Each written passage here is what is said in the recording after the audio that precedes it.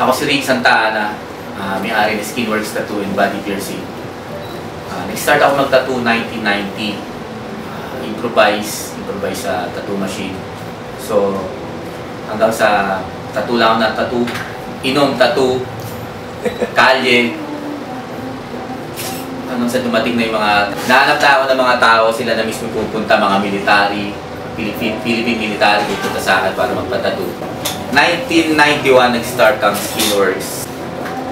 Malaki ang pinagbago ng tattoo, no? Simula nung marami ng company na sumuporta. Kagaya ng tribal, kagaya ng Red Horse, Cold. So naging mainstream na to, naging lifestyle. Napapaganda siya kasi nabubuksan yung isip ng mga tao kung ano talagang tattoo.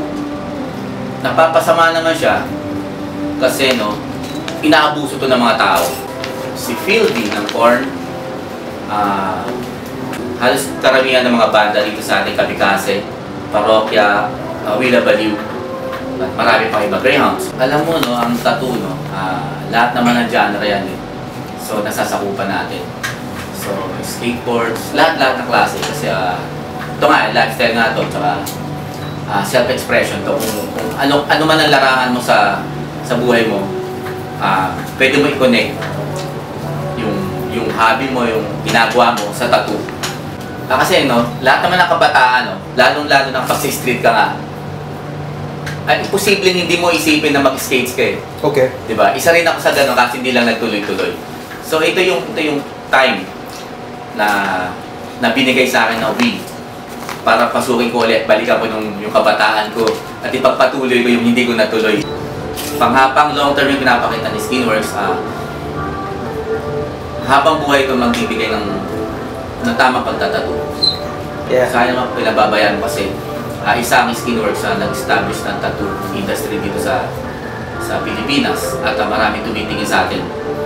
So, kailangan talaga maging tamang example ng Skinworks. Tamang example, tamang kapartner na kagaya ng Wing. Okay naman. Kids pa ako nun. May malapit na nag-skateboard dun sa bahay namin.